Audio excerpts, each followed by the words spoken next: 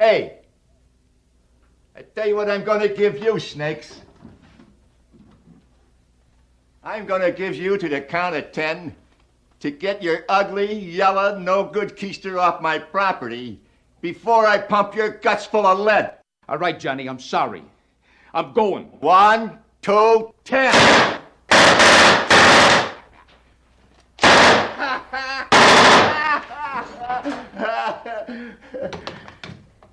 Keep the change, you filthy animal. An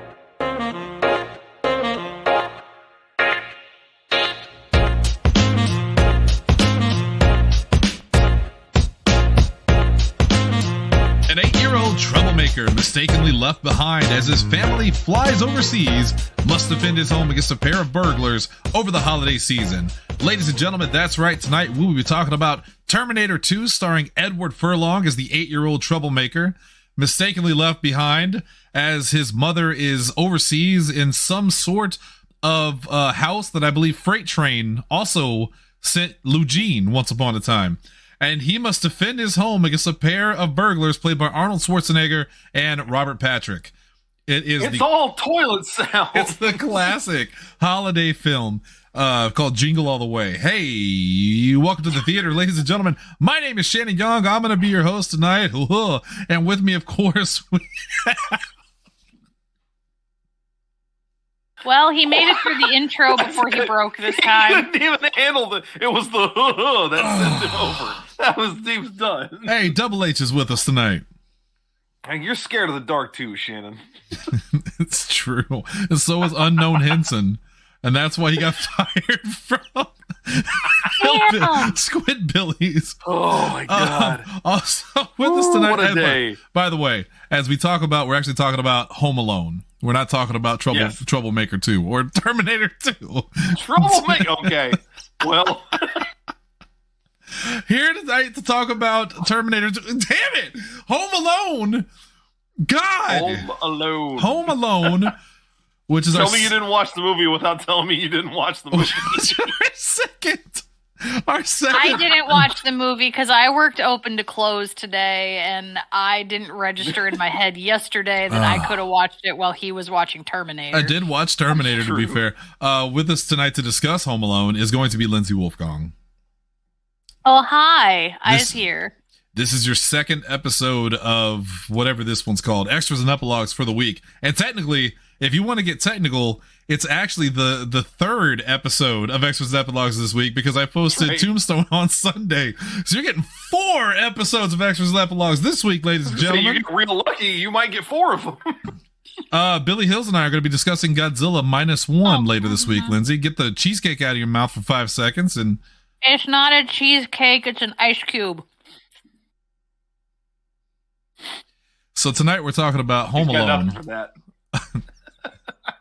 Welcome, ladies and gentlemen. Thank you for tuning in. Of course, this is our favorite show to do, Extras and Epilogues, where we get to talk about films. We have an actual topic that we can talk about, and even though we deviate from it occasionally, we come back to the film. It's much easier to handle than a Thursday show where there's 5 topics, and I want to know Jesse's thoughts on all of them so we can win. Chaos. Released November 16th, 1990. This is probably, if you're in the same age range as us, this is probably the Christmas movie you remember more than most. It was directed by John Hughes and Chris Columbus, writer director. Chris Columbus directed it, and this was his launching pad. He was actually offered Christmas Vacation, which we're covering next week, National Lampoon's Christmas Vacation. It was not quite his speed. It was a little too intense for him. He talked to Hughes and some other screenwriters about something else he could work on, and it was John Hughes who offered, and the studio that offered this one up. And he said, that's much more my thing. So Chris Columbus then goes on to direct some of the Harry Potter movies, if I remember correctly. Sure.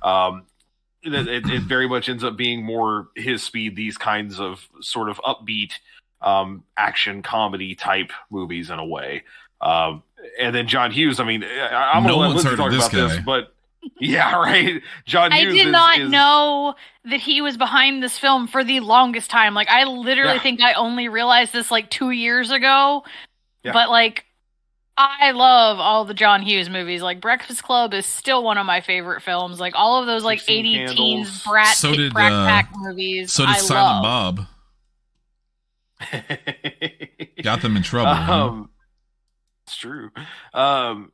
John Hughes, his writing for this movie literally makes it, because while we're not quite getting into the meat and potatoes of the movie itself just yet, this is such an easy premise to fumble. It would be so easy for this to be very bad, right? It's a seriously unrealistic premise. It's totally goofy, and that comes about later on when he's no longer writing these. By the time you get to the third one, because for some ungodly reason there's a third one and beyond, they get stupid. Because there's only so many times you can do this correctly. Even the second one was pushing it, but because you still had John Hughes writing it, it works. And Macaulay Culkin. And Macaulay Culkin, obviously. Chris Columbus said specifically, every time that I thought this is never going to work, no one's going to buy this, John Hughes would come in and plug the hole. He would come in and fix the thing that I thought there's no way anyone's going to buy this, and it worked. So they're a hell of a team for this. Yeah. Once you know who's behind it, it makes sense. And that's good too, because like you said, this movie is a very easy one to hate. And I personally have a love-hate relationship with this film because I loved it growing up. I really did. It was a classic. It was in my household all the time. I was around 8 years old when this thing came out. So, no, I wasn't. When was this movie made? Yes, I was. Hell, okay. 90. Yeah, so you were 8, because I was 5. Yeah, Macaulay Culkin and I were the same age, according to the film. And so he was 9 when they filmed it, and then 10 when it came out. But he's 8 in the movie. You old bastard, older than me. Salty. Everyone wanted to be him in this film because how much fun would that be to fight off these two bumbling intruders, and it looked like fun. He's creating all these hijinks and all these things. Of course, in real life, 2 adult intruders breaking into a home where a 8-year-old lived by himself because his parents forgot him.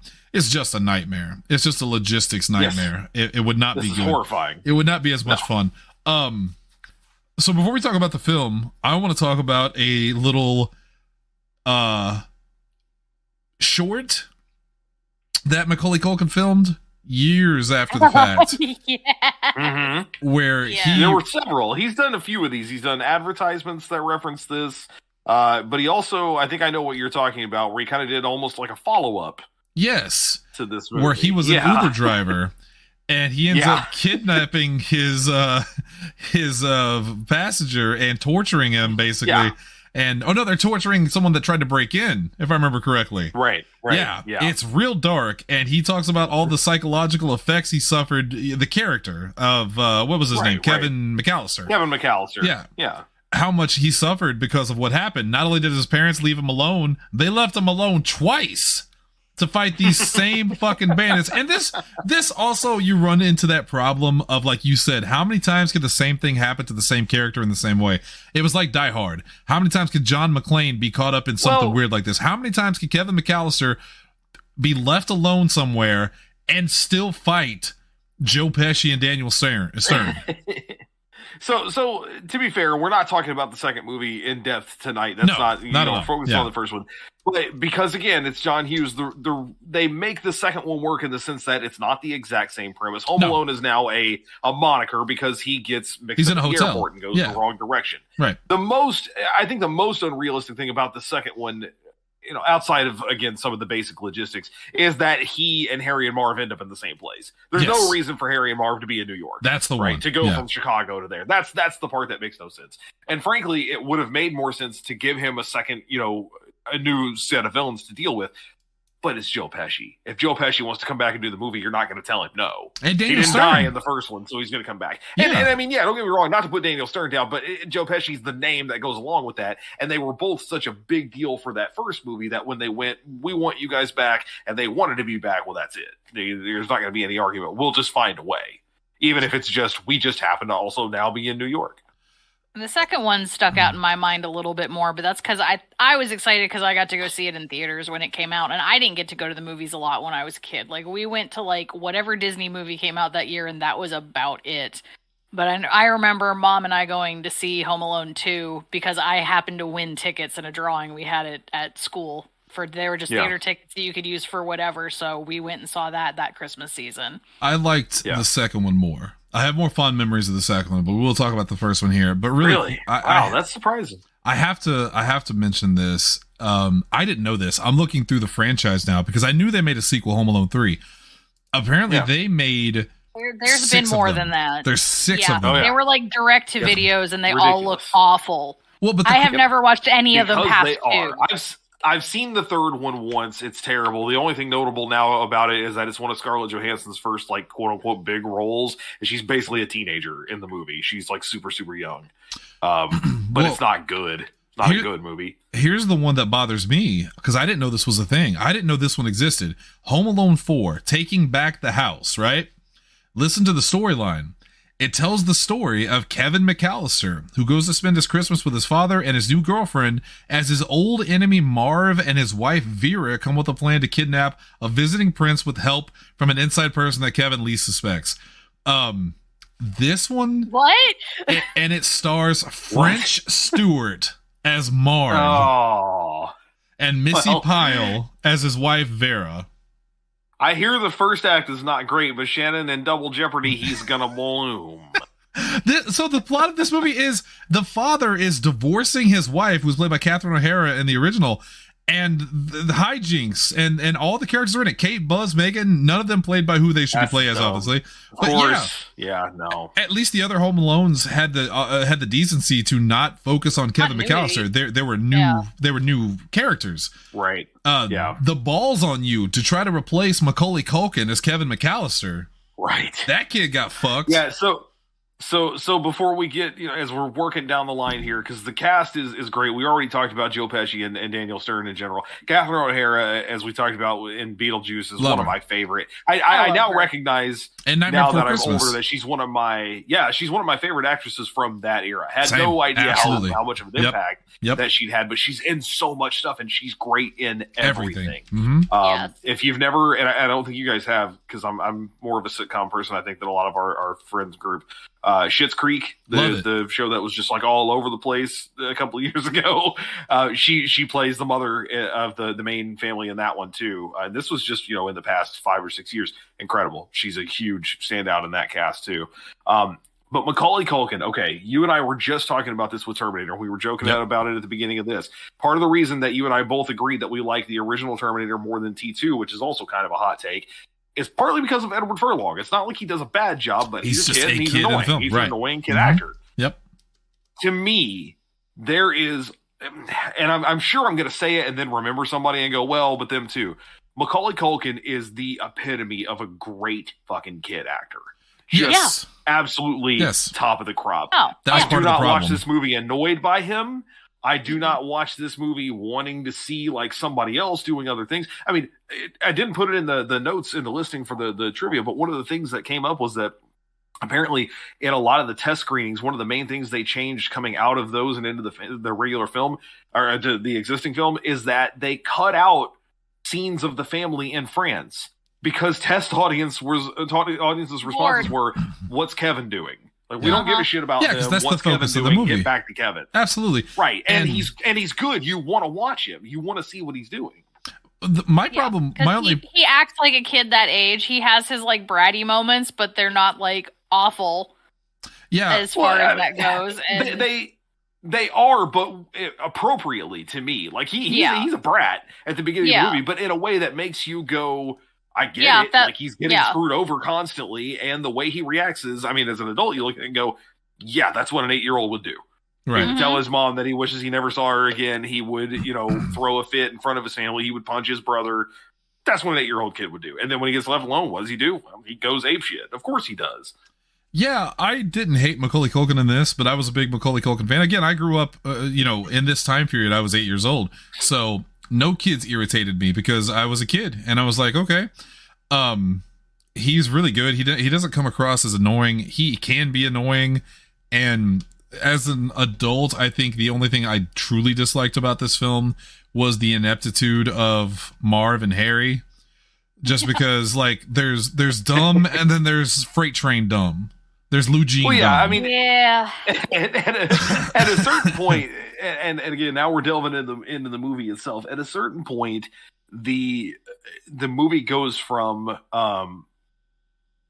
scenes of the two like sides trying to figure out what the next one is going to do. When it comes time for them to actually kind of assault the house and try to get in, full on slapstick. If you can't picture it as a Looney Tunes cartoon at that point, then you're never going to get into it. Right. For whatever reason, probably because I saw it as a kid, and I'm only 3 years younger than you guys, but it's enough of a difference. It's like, I'm 2 years older than Sarah, and sometimes I'm like, oh, that means nothing. Like, there's really no difference there. But there are also times that I'll reference something and I get that blank stare and I go, oh shit, that's the divide. It's just that one little 2-year divide that makes the difference. I don't know, man. I grew up with this as a movie where I saw the whole thing kind of that way, and it just has never bumped me. I mean, Christmas Vacation is kind of like that. You've seen Christmas Vacation, right? A long time ago, but yes. Yeah. Okay. It's got a little bit of that too. It's not too much, but there are a few scenes that are a little slapsticky, and it just it's coming, and it's funny, so you just go with it. This was the third highest grossing film of the year in 1990. Yeah, it was the number one domestic, if I remember correctly, and Ghost and something else beat it worldwide. Well, see, no, I think it's the opposite, because I thought the same thing, but I don't understand, because I'm looking on the Wikipedia for it. It says highest calendar gross films of 90 in the United States. Then it says Ghost, Pretty Woman, then Home Alone. But then below that, it says highest grossing films of 1990 by in-year release, Home Alone, Ghost, Danceable. So I think it was maybe Ghost came out in 89 and it bled over, potentially, or it started in 90 and bled over. And also, this came out in November and then would have bled over into the next year. Yeah, so there had to be something funky about it. 16th. It's pretty late. But pretty late in the year there. Listen to this lineup for that year in the top 10 films. Just I have a point to this, I promise. This is 1990? 1990. So, Back to the Future Part 3. That was, according to this list, number 10. Number 9, Dick Tracy, which is a really underappreciated gem. Like, I know it's not perfect, but I loved that movie. It's been so long. That was Warren Beatty's baby there. That was his project, man. Driving Miss Daisy, Die Hard 2, right there. Total Recall. Ooh, that's a hot one. The Hunt for Red October, which is another really good one that I need to rewatch again. Right. Teenage Mutant Ninja Turtles came right behind Home Alone. That shows you how good of a year that was. Home Alone, Pretty Woman, which is like the epitome of the romantic comedy, and Ghost, which is, I haven't watched it in years, but I loved it as a child. Very sad. But the point is that what a fantastic year for films. And then what upsets me, this movie did not make the top 10, but Macaulay Culkin got a Golden Globe nomination for Best Actor, right? Do you know who he lost it to? And that year, is it from those movies you mentioned? No. Nope, not that movie. Nope. Oh, okay. I don't know. If it's not from any of those movies you mentioned, I don't know. The best way I can describe this actor, I referred to him once as LeChonk, because he's a French pig. Oh, Gerard Depardieu. Gerard Depardieu in Green Card beat Macaulay Culkin. Come on. Freaking frog. He races the French people for some reason. I don't know why. Yeah. Yeah, I mean, Macaulay Culkin, like I said, there really isn't enough. There aren't enough good things to say about him. Joe Pesci, loved working with him. Joe Pesci famously was like, he called him Mac, which I think is great. I could hear it. I can literally hear him saying it. But he's like, we don't even think of him as a kid on set. He's like an old man, He knows what he's doing. He's got the lines. He's got the stuff memorized. And when he says that they didn't think of him as a kid, that worried me, because how kid actors get dealt with in Hollywood. But at the same time, he said, specifically, like, he had a birthday party on the set, or like if he was tired, literally Macaulay would just like lay down. Mm-hmm. He'd just find a place to lay down, take a nap, and he's like, wake me up when you're ready, and he just go to sleep. He didn't go to the Drew Barrymore school and do cocaine in between sets. I think if I remember correctly, they said he could only work, because the labor laws at the time, he could only work 5 hours at a time. So they would do a lot of his stuff at the same time, or they would do a lot of his solo scenes all in one go. I don't know. I watched this movie and I go, man, that's a 9-year-old kid putting on a fucking masterclass of how to act at that age. Yeah, it's almost a solo show. Like, there's other actors, obviously, but it's kind of like Will Smith in I Am Legend. I mean, this is a Macaulay Culkin movie. This is what... I was just going to say, you get a lot of that in TV, but not in movies. Right. Like, that never happens in movies. There are a lot of TV shows that are built around... Ben Savage is the whole reason that Boy Meets World exists. Blossom. The show was called The Untitled Ben Savage Project. Yeah. Maya Bialik. The shows are built around the kid, and then you just make it work. That doesn't happen in movies as often, especially not now. Yeah, especially a movie like this. I think this was Macaulay Culkin. I mean, this was his big first role, right? Did he have anything before this? It was Uncle Buck. Yeah, he was an Uncle Buck. So the reason that they ended up settling on him, and the reason he even mainly got a test screening for this movie, was because of that scene in Uncle Buck where he interrogates John Candy through the mail slot, as being his sort of babysitter. I forget if it was John Hughes or Chris Columbus who had seen that and said, we got to test this kid for it.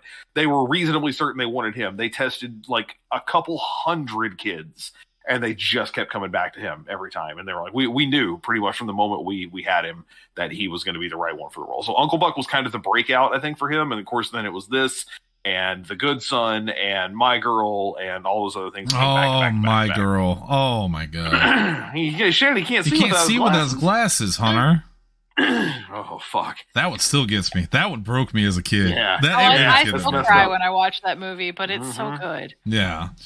And this movie is too. I said I have more fond memories of the second one. I think that's because I like the other actors in the second one more. Tim Curry's in it, famously, and I love Tim Curry. Sure, and I was a huge fan of him in that. It has that famous scene with the, you filthy animals and all that good stuff, or dirty animal. I forget exactly how it's said. It's been a while. That's in this one. That's in this one too. Was this in both of them? Yeah. Oh yeah. Dude, this is the first one to do that. He doesn't. Okay. Okay. Now's the time on the show when Shannon admits that he hasn't watched this film in probably 15 years, and he was hoping that he could just remember enough about it to fake his way through the show. Really hoping that Lindsay would have picked up his slack. Shit, since last Christmas. I'm sorry. The flip side of that is we watch this movie every year at Christmas, at least once. And I think I told you guys, but I haven't mentioned on the show, this Saturday we're going to see the St. Louis Symphony Orchestra perform the score to it and watch it as we do. I remember when you were supposed to see it last year. Tickets. Yeah, so we were supposed to see it last year, and it got that was that crazy ice storm that came through in late December, and it wrecked it all. So we're going this year, and we're going this weekend. But what were you talking about, Lee? Oh, yeah. So the movies, one of the first things they filmed for the whole thing was the fake movie that Kevin watches, Angels with Filthy Souls, which of course is Angels with Dirty Faces is the fake one. It's about Angels with Filthy Souls. Not a real movie. Every kid around that era just assumed it was, right? We all thought that was a real movie. I thought it was an old film. Everyone did. The sets in that movie, cardboard. In the fake movie, because they went as low budget as they possibly could. That's this was back when nobody thought this movie was going to do well. It was at the same time that Joe Pesci and Daniel Stern had agreed, we're going to just ham it up. This is not going to do well, so we're going to overact and chew up the scenery. And they did. And that ended up being the right choice. Yeah. But it ended up being the right choice. Yeah.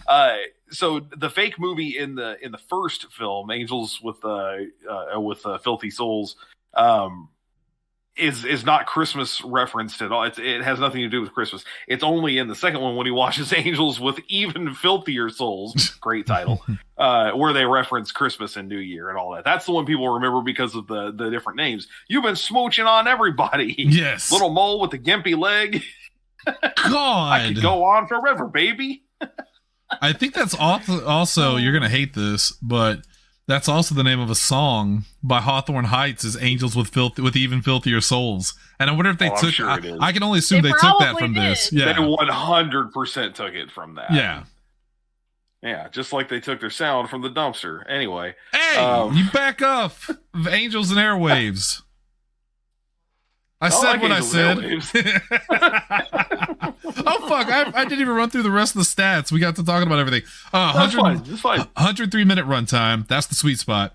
That's right in that sweet spot. Yep. Yeah. We've said this a million times. It's not quite 2 hours. It's not quite too close to the hour and a half limit. It's perfect. Yep. Budget versus box office. You're talking about an $18 million budget versus a $476 million box office. A bona fide hit. It was at one point in time, and I'm certain it's not now. I don't know when it lost the record. It was the highest grossing comedy of all time for a fairly significant period of time. I know that I think now technically Deadpool is, because the big deal about Deadpool was it was the highest rated R-rated comedy. Yeah. but it's still a comedy. So yeah, someone laughed at it probably. So critical reception, I'm sure 65% approval. I don't hate Deadpool. It's fine. I don't either. It's just not my favorite. I have issues. 65% approval rating on Rotten Tomatoes. That's a 5.9 out of 10, surprisingly. 63 out of 100 on Metacritic, generally favorable, and an A rating on CinemaScore. I again think that this is one of those things that the difference between what pleases an audience and pleases a critic is always so different, because audiences are generally easier to please because they just want to watch a good movie and have fun, and that's what this film is. Critics have to pick everything apart like goddamn scientists. We can be accused of that sometimes. I don't know if you listened to our Tombstone episode, but we had an in-depth discussion about the amount of spitting. So that was a real conversation. We talked a lot about the spitting. Yeah. No, the Rotten Tomatoes bit is when I put the approval rating there. That's the critic approval rating, and again, it's a positive one. It's just a lot of them giving it 3s or 4s out of 5s, or like 7 or 8s, and basically saying, yeah, it's good. It's a family film. It's not breaking any ground. A lot of critics, when you're talking about like a 5 or a 10-point scale, will give 3s or 4s or 7 or 8s, basically on the basis of this is a really good movie. It just doesn't do anything new. There are other movies that do things like this. Right. Which is for them kind of what this was. Now, to me, patently, that's a ridiculous statement, because this was not a movie that anything I'd never seen this before. Existed prior to this. Right.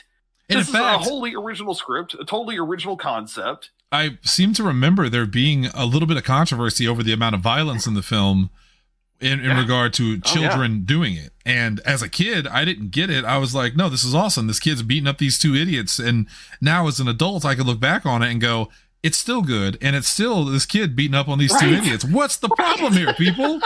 It's the copycat children that are stupid.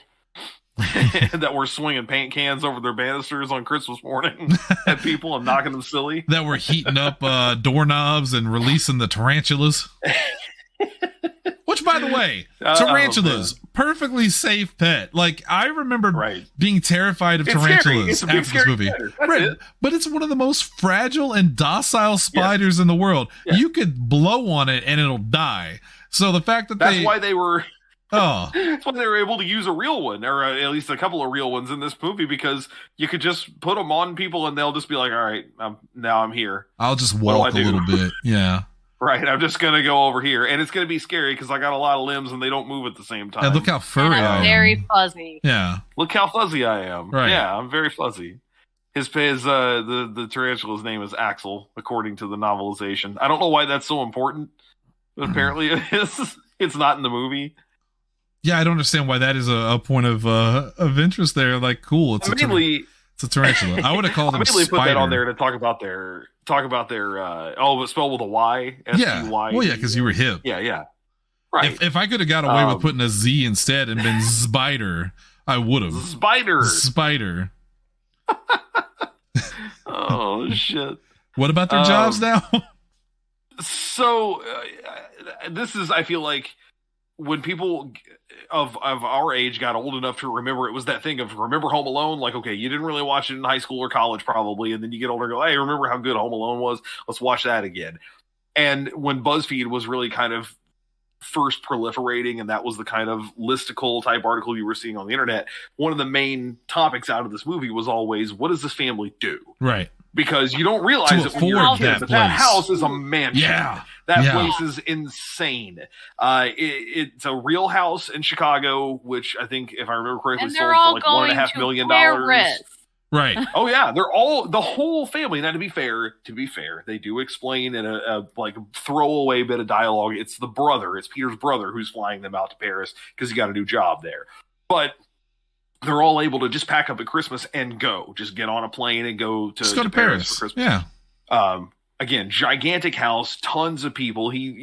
Catherine O'Hara's Kate, is her name Kate? Her name's Kate. Yeah. She literally just like grabs, $120 out of her wallet and gives the pizza guy that without thinking twice about it. It's just, they got a lot of money. So the novelization explains some of that. Kate is meant to be a fashion designer. That's why there's all those mannequins and sewing machines in the basement and the attic, which is also how Kevin gets away with using some of them as that distraction when he creates the shadows behind the curtains, or not distraction, to send the guys away. Peter, however, is only described as a quote-unquote successful businessman. He's a white There's guy. no description given to what it is. He's a white guy in a suit. That's what the real answer is now. But there was a very, very popular fan drug dealer that he was in the mob. He was in the mafia. That's what it was. That's why he recognized the tooth on the floor. That's why he recognized the tooth. That's why he doesn't really like to talk about his finances. Like, they're never discussing it. They're just doing what they do. And I love that this was part of the evidence. That is why at the very end, when they all come home and he asks Kevin what he's been doing, Kevin goes, I'm just hanging around. And he says to him, what a funny little guy. They're like, he sounds like he's in the mob. That's some Joe Pesci in the mob shit. It sounds like he's borrowing that from him. That's it. That's too good. I never thought about him as a. Yeah, that's awesome.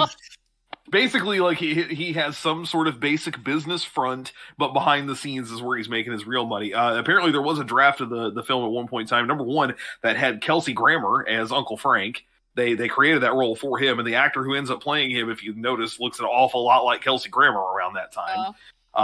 I believe his father works at a place called Legitimate Business. It's a good story. Uncle Frank was the real villain of the movie at one point in time in a draft of the film. He was the one who hired Harry and Marv to basically break into the house. He told them like when they were going to be gone, where to go, where all the valuables were, and the idea was that he would get a cut of it. That's why he's such a dick early in the movie, and then eventually they just cut it down to, well, he's just a dick. He's just a dick. Just let him be that guy. It was way too much to throw in a final twist of, Uncle Frank was in on it the whole time too. I don't even remember Uncle Frank. That would have been a little much. Yeah. He was the one being... He's the one after the pizza is all spilled and all that, and he goes, "Look what you did, you little jerk." Okay, now it's coming back to me. Yeah. Yep, that's him. Screen debut of one Kieran Culkin, who we love around the PZ85 offices. He's friend of the show. He's a horsey boy. Yeah, he's doing a lot of good things.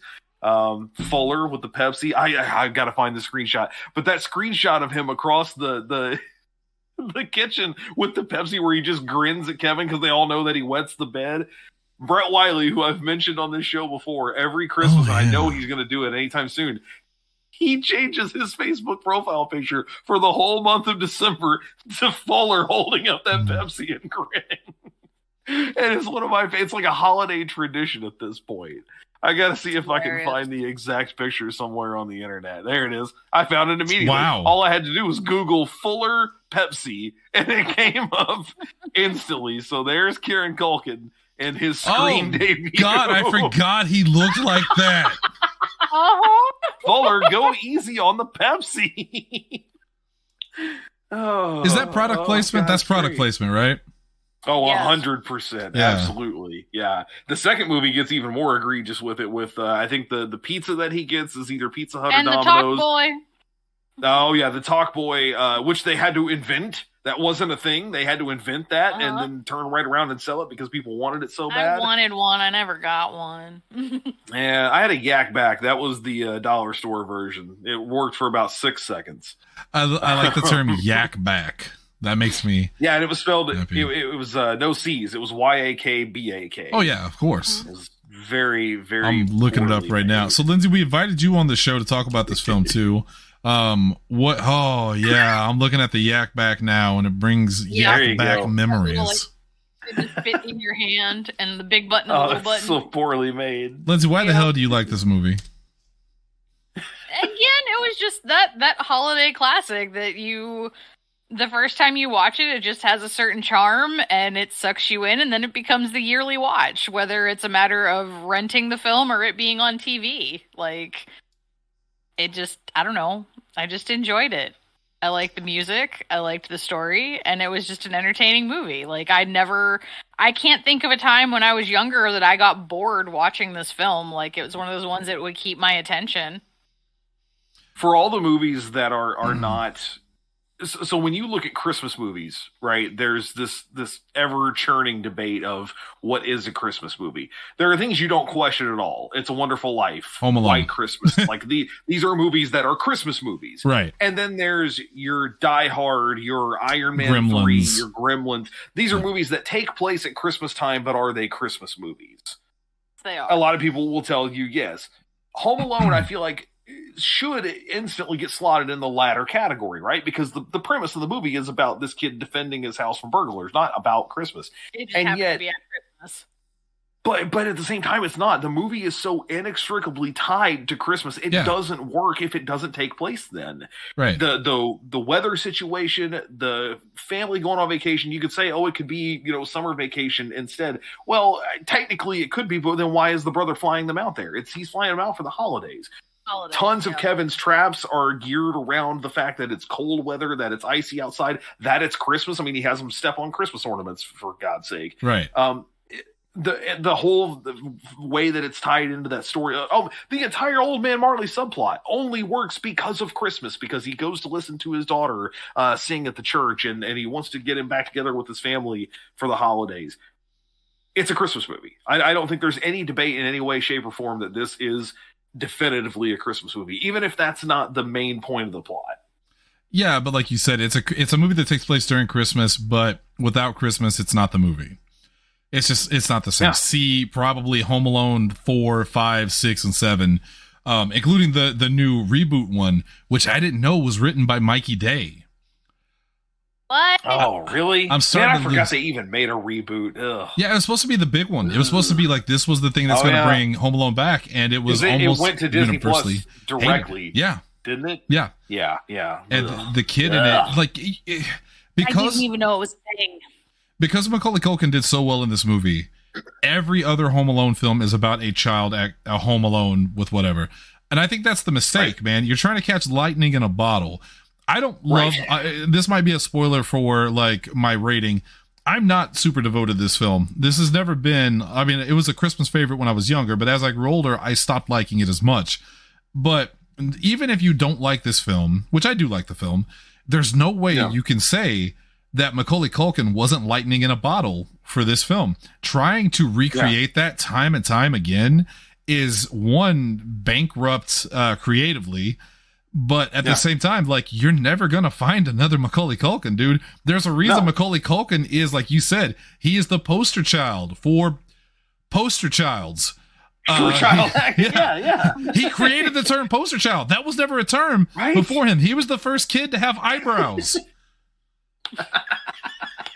This is. Can I bring that up real quick? After this, It only worked a second time because, again, it was still Macaulay Culkin and same people. Mm-hmm. It was still Macaulay Culkin. It was still John Hughes. Yep. It was still, I think, Chris Columbus directed the second one as well. Again, it was effectively the exact same cast with some bonus additions of Tim Curry. And the less said about Rob Schneider, the better. But I forgot he was in it. Oh yeah, he's the bellboy. He's the one who puts the gum in his fist. I mean, at least he gets shit on throughout the movie, which is great. Good. Yeah. It's like you said, it is very much a lightning in a bottle scenario. This movie got a sequel because it made a shit ton of money. In fact, it was right at the cusp of that. This is the way Hollywood works now. From now on, we're making sequels if you make a bunch of money, and we don't care how much sense it makes. It worked one time. They got lucky with it the second time because John Hughes was able to go, yeah, I can do this again, but guys, we're going to start scraping the barrel very soon. Yeah. And that's he dips out after that point. And again, basically everybody dips out after that point. I don't think anyone comes back for the future ones. I mean, they literally. I think 3 got made until the 2000s anyway. Yeah, 3 was a while. It was a very late. It's one of those things that's like, why did you make a sequel to this? I guess they thought, well, enough time has passed. People will forget that Macaulay Culkin was the best thing since sliced bread. And they did not. Hunter, really quick, before we get into our reviews, I need to bring up something that I did not bring up last night when we did our episode on the Terminator. Is it because I heard you say eyebrows? I know where this is going. Is it Lloyd's of London? What? Is it Schwarzenegger getting his eyebrows insured? I didn't know that.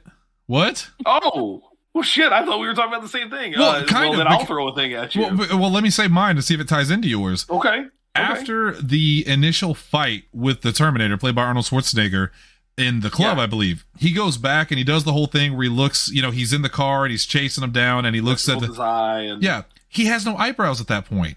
He is completely eyebrowless, and maybe I missed it. Why does he not have eyebrows suddenly? Did they explain it? They were singed off in the fire. It didn't catch much of the front of his hair, but yeah, the fire, the explosion, when Reese shoots underneath that car and blows up the car, it singes off the eyebrows. So the behind the scenes story of that is Arnold shaved his actual eyebrows. Like, he literally shaved them off. There's nothing that they put on them. And he was so worried they wouldn't grow back. There's a place called Lloyd's of London. Yeah. That's where a lot of wrestlers body parts. That's where a lot of the wrestlers get involved and couldn't wrestle because of that reason. Yeah. Yep. He had his eyebrows insured because he was so worried they wouldn't grow back. He wanted compensation if they didn't. Wow. I didn't know that. Yeah. That's a hell of a trivia. It was... I wish I'd thrown it in there. It was in the trivia, and I read it, and I thought, that's interesting, but it's not, I thought it was interesting, but it's not necessarily about the movie. That's the same company, and we'll get right back to Home Alone, I promise. That's the same company that would not let Rick Rude wrestle because he was insured through Lloyd's of London that if he got hurt, and they thought it was too much of a liability, so they basically kept him to a speaking role because of that. It was, Lloyd's of London, man, they don't play games. Okay, so... With that little random trivia out of the way, let's get to the reviews. Now, of course, if you know the show, you know what we're going to do. But if you don't, let's break down the system. We take the 5-point system made famous by someone, and it's 2 thumbs up means you love it. 1 thumb up means you like it. 1 up, 1 down means you're neutral. 1 down means you hate it or you dislike it. 2 down mean you hate it. Or in the case of like Terminator, 1 thumb up and 1 thumb hovering in the middle to up position means, man, I really like this movie, but I don't know what Hunter's going to say. So I'm going to keep it, basic. I'll go. You had the 4.5. You'll have to go back and listen to last night's episode, and so will everybody else to understand what we mean. Right. So I was too busy today. I got tomorrow. I'm really torn on this film. My natural instinct is to give it 1 up, 1 down, because I did like the movie and I liked it a lot as a kid, but as time grew on, I did kind of turn on it to where I didn't like it anymore. And at one point, I remember thinking that Macaulay Culkin in this movie, and this movie as a whole, the premise, everything else was so preposterous. I was in my that doesn't make sense phase. How does SpongeBob cook underwater? That's stupid phase. And so I turned on this film, and at one point I disliked it. But now that I've gotten older and I'm far less interested in what the internet thinks, I kind of rebounded. So I am going to go with 1 thumb up. I do like this film. I do want to watch it again this Christmas because I haven't seen it in quite a while. And I remember this being, like you said, on the rotation when I was younger. It was Garfield's Christmas. There were a bunch of things that we watched every year. And I think I was unkind to this film too much in my 20s. Now that I'm in my 60s, I appreciate it a little bit more. So it's going to be a thumb up from me. And I think I recognize more now how important Macaulay Culkin was to the 90s. There was no one bigger, really, which is great coming from a tiny child. What about you, Hunter? Congratulations for him finally getting his star on the walk. With Catherine O'Hara. Yes. And with Brenda Song, his wife. I had no idea that they were married, by the way. Sarah brought that to my attention. I was like, holy shit, I had no clue. Yeah, good job, Macaulay. Catherine O'Hara, who he still calls mom, which is sweet. Which is apparently great. every time they see each other, he still calls her mom. It's incredibly sweet. This is... I'm on a streak at this point, so I'm going to start with it and just put it out there. This is a 2 thumbs up movie for me. Wow. Christmas season has really opened up his cold, dead heart. It really has. This was a big movie when I was a kid, but I also... I didn't turn on it so much as I just kind of strayed away from it. Again, I don't remember ever watching this in college or even shortly after college, but definitely around the time that Sarah and I started living in the same house together, it became a regular... We have a running tradition now of well over 10 years. When we put up our Christmas decorations, put up the Christmas tree, there are Christmas movies on. We usually start with a different one from the previous year, depending on what that was. And then depending on how long it takes, you just kind of keep them running. Home Alone is regularly, I would say the top three that we go to on a regular basis are Christmas Vacation, Home Alone, White Christmas. It's one of those three almost every single time. The only reason it wasn't Home Alone this year, well, the only two. Number one, it was the first movie last year, and number two, because we're going to see the score this weekend. And so we did end up watching it again on Sunday is when I saw it for this particular show. But if there's any movie... And man, I mean, I say this about Ghostbusters, and it's true about that as well. It's true about Tombstone to some degree. But at this point, I've been watching this movie for so long, I really do think I don't really have to watch it to remember pretty much everything that happens in it. From the dialogue to the scenery to what specifically is going on, I've pretty much got all of it down pat at this point. I love this movie, but objectively, I also just think it's a great movie. I think it's really well written. Again, John Hughes goes through and plugs so many holes that could exist in such, again, an admittedly ridiculous script that it's that in and of itself is impressive to watch it play out in a way that you wouldn't anticipate otherwise. Chris Columbus does a great job directing. The whole cast is great. Nobody feels out of place. And to have, for what it's worth, we talked a lot about Macaulay Culkin, but there are a lot of other kid actors in this movie, and none of them are annoying in a way that they're not meant to be. Right. I didn't mention it, but the kid who I always remember I love Buzz. the kid at the beginning. So Buzz, the actor for him is terrible. Look that up later. But I know. Yeah. But him in the movie, of course, is great. I especially love when he tells the whole old man Marley story, and then the other kid just calls him out. That's stupid. Like, what do you mean mummies? That doesn't make any sense. The kid, the morning that they wake up to go to the airport, and they're all the neighbor kid. So a lot of people don't know the kid that played the neighbor kid, he actually was very close in the running for Kevin. If it hadn't been Macaulay Culkin, it probably would have been him, and so they wanted to give him a great role. But him just sitting there going, does this van have manual transmission? Does it get good gas mileage? Like, he's perfect. He's my favorite character in the film. Yeah, he was always my favorite. Yeah. That guy going, geez, kid, I don't know, not beat it, would you? Like, it's just awesome. Yeah, man, I mean, it's... I talked about this yesterday with the Terminator. I gave the Terminator 2 thumbs up. Spoiler alert. Hopefully you've listened to that before this. Not necessarily because of an emotional connection, but because objectively it's just a great film. It's just a really, really well-made film, even if it's not your thing. This one is right in between for me. I recognize that it might not objectively be a perfect movie, but combined with how well it works and my personal feelings on it, I can't give it anything less than that. I wouldn't feel right doing it any other way. The Grinch, ladies and gentlemen, his heart is beating 13 times the original size. I don't remember. No, I turned it off. I think I turned it off. I don't remember how many sizes the Grinch grew down there, up there, 3 in the middle. 3 times the size. Where? I don't know. Look. Like that at all. Well, now you're getting hearts. I can just make them happen. Now you're getting hearts. Yeah, apparently I can just click on them and make them happen now. Now that I found out where they are, you can just do this. Oh. And they're much cleaner than they used to be. Yeah, happy 4th of July. Clean them up. Mr. Grinch. Lindsay, what about you? I am also in the 1 thumb up boat. I really love this movie, but I don't watch it every year anymore. Like, I used to when I was younger. Like, as soon as, like, Christmas time rolled around, if it wasn't playing on TV, I'd pick it up on one of our rental evenings. But it's... I don't know. I still like going back to it, but I also don't think I'd be crushed if I could never watch it again. Like, that's how I am with most films, to be fair. That memory's there. I enjoy it. I appreciate it for what it is. I still love my John Candy cameo in it because I love that man. Oh man, he is the Polka King. Filmed it all in one day. He filmed the whole thing in one day, and almost all of it exclusively made up by him. He was given some vague direction on what to do. He and Catherine O'Hara had been in this. Yeah, they were in the same troupe, and I forget what it was. It might have been SCTV. I think it was SCTV out of Chicago. Yeah, and so they knew each other, and so literally, Chris Columbus just went, here's basically what I need out of you. You guys figure it out. John Candy also only made $414 for this movie. He agreed to be paid scale because he worked for one day. He later was a little upset about that because he found out that he made less than the pizza boy in the movie. Damn! Because he had fewer lines. Yeah, the pizza boy had more to do overall at the end of it. I think John Candy... more scenes and had more stuff to do. I think he did well for himself, though. I think he's... Yeah, I think he was fine. He did fine after this, yeah. So yeah, 1 thumb up. 1 thumb up for me.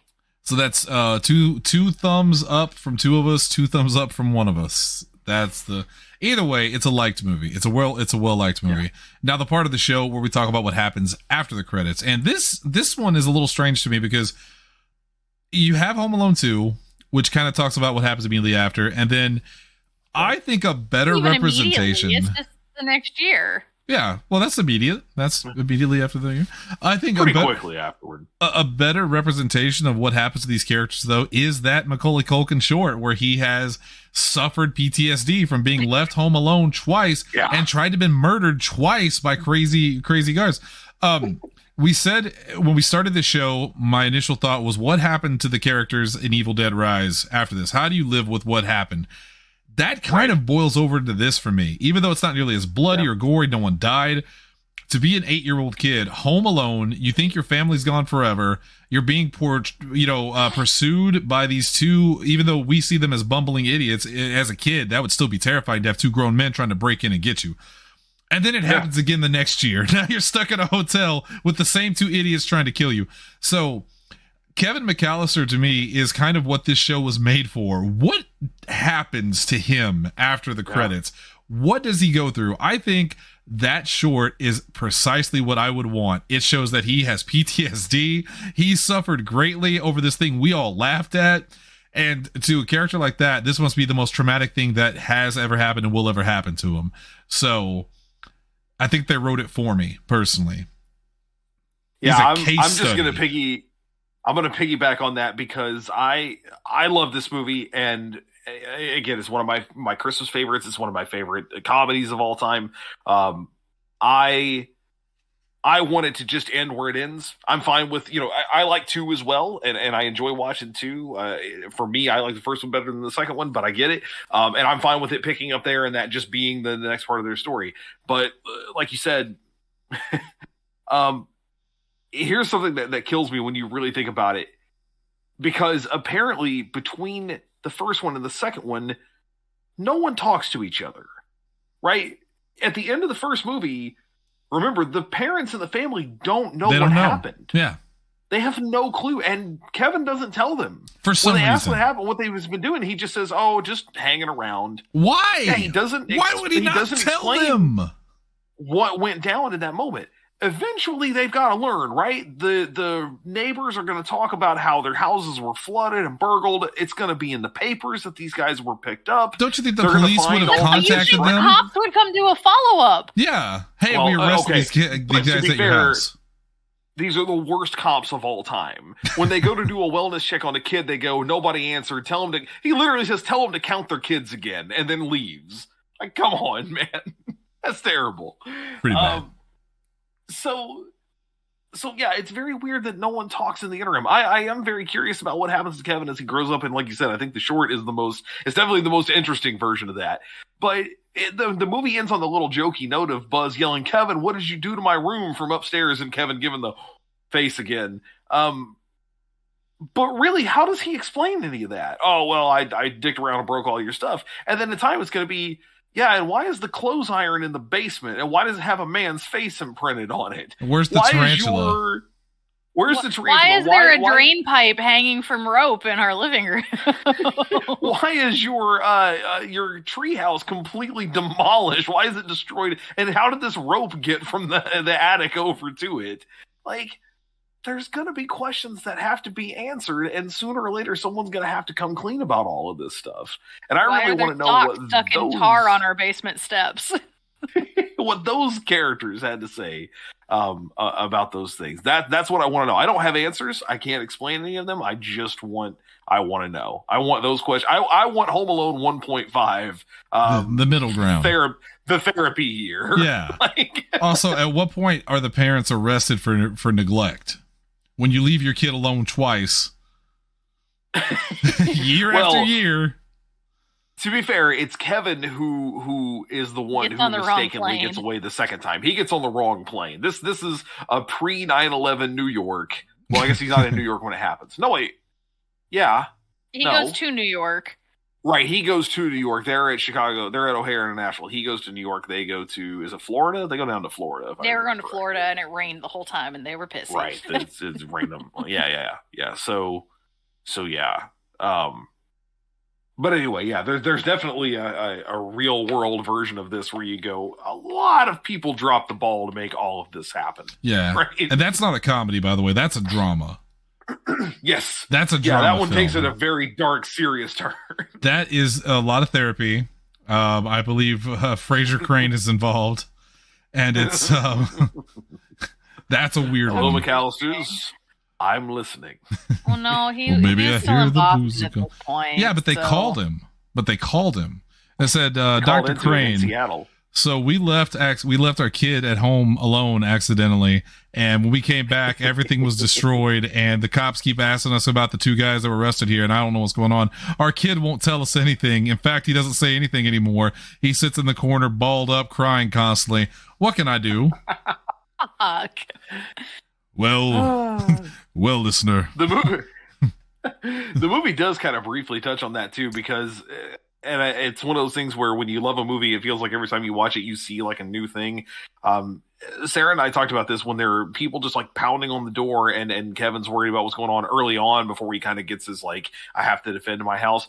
He goes and hides underneath his parents' bed, and he's freaked out. And we're both like, oh man, I don't think I've ever like really thought about how fucking terrifying that would be. If you're in that situation, you think things are like all fun and games, and then suddenly you realize, oh no, I can't take care of myself. I'm like, a child. If someone comes in here, I'm screwed. Yeah. It's also, what really got me there is the scene transition, because the next time we see him, he's moving stuff out from underneath the bed in front of his face, and that's when he's like, I can't hide under the bed, I can't be scared. But it seems like the daytime has changed. He went under there at night, and the next time that we see him, it looks like it's daylight. Did he sleep under the bed because he was scared? Because that's very sad. That's very sad to me. In that shame on moment. the parents. Shame on the parents for allowing this to happen. They didn't know. Okay, to be fair, shame on them for sending him up to sleep with Fuller, who wets the bed on the hide-a-bed in the attic. Smiling when he drinks that Pepsi. Lindsay, what about you? What do you want to see after the credits? What happens to these characters? What happens to Buzz?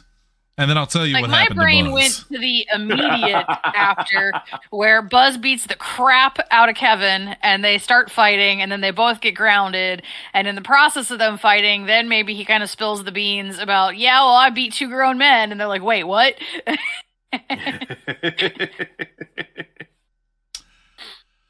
Wow. But yeah, with the way the parents are, I don't think they would go to therapy. Because, like, when all the kids are around, they're so distracted about everything. Like, I don't think they would have time to make appointments and go get it taken care of. That they would just brush it under the bed and continue to be bad parents. Oh, no. I was more thinking about, I decided to look up the thing about the actor that played Buzz. What's his name? Devin Raytrey? Raytrey, yeah. Or Rat Ray. I guess you call him Rat Ray. Rat Ray. Which sounds like something Scooby-Doo would say, Rat Ray. Anyway. He's just got to get out of that rat race. So, I'm a little surprised by this. I did know about the domestic violence and rape allegations. Not to get too serious on the show. Yep. I knew about that. I did not know that in 2007, did you know about this? A documentary film crew followed Rat Ray's attempts to win the heart of U.S. Secretary of State Condoleezza Rice. He used love discs, which were love letters set to music and images, to serenade her, and traveled from New York to Alabama, Palo Alto, and Washington, D.C. to court her. The resulting film, Courting Condi, was due for international release in fall of 2008. What the hell? What? Wow. Well, and on that note, and that's the end. Okay, fuck us. I want to stop doing this show. I'm tired of learning these things about people. Anywho, I'm now burdened with knowledge. That's going to wrap it up for us tonight on Condoleezza Rice on Epilogues. But we will be back in a couple days with another episode. Myself and Lord Farmer William Hills Esquire. We'll talk about the Godzilla -1 movie. Now, if you haven't seen that one, it's a relatively new one. That's going to be spoiler heavy. You'll have plenty of warning on there. But that's not it for us this week. Liked it. Outside of that film, Lindsay might be there too. Who knows? We did 2 nights ago. We did Terminator. Last night we just wrapped up The Curse of Strahd. Big thanks to Cody Sandusky for leading us through the end of our journey there. 'Twas a lot of fun. And yes, it was. And you'll be surprised by the ending, I think. Some characters came back. Yeah. there was a big surprise. Now, Tamari, on an all-new After Dark, now that we're done with Nostalgic November, and I forgot to change the graphics, I apologize. I will do that tomorrow. We are going to be talking about our music wrap-up for the year, and according to everyone that talked, it's going to be a big show. We're going to have Lindsay, myself, Double H, Jesse, probably Shelby, potentially Kaz, maybe Cody, probably Tanner. There could be like 8 people on that show, which if there is, Kaz will immediately back out, right? Like he has said before, he hates when there's a lot of people. Yeah. I'm not going to stay there. So we'll see what happens. I've also decided I'm just going to do my Reddit recap. My music one's not that interesting. I'm just going to do my Reddit recap. Neither is Lindsay's. Okay. Yeah, mine. I was disappointed by mine because I didn't think I listened to it that much, but my top 5 are all from the same album. Yeah, it's not the exact same joke, but it's basically Dylon, and Dylon. Because he spits hot fire. If they spit hot fire, what are you supposed to do? Am I still am I still the only one that doesn't use Spotify? Is everyone else on Spotify except for me? Probably. Yes. But that just makes you special. My mind. That just makes you special. I guess I get different metrics than you guys is the only thing. I get different. They pull different like statistics. Well, we have an AI DJ now that for this year. It's true. I'll turn it on, and it's like I'm gonna start you off with your number 2 from last year. It's Thrice. I don't know why he sounds like that, but he does. Anyway. I haven't heard if my DJ is the same or not, but I don't like Shannon's DJ. That's your for DJ damn is sure. going to be the same voice, but it's going to be like, all right, so we got your top 5 here, and goddamn, girl, don't you have any kind of differing tastes? Well. Anyway, that's tomorrow on an all-new After Dark. Until then, until later this week with Godzilla -1, the balcony is closed. Thank you guys for tuning in. We'll see you tomorrow for AD.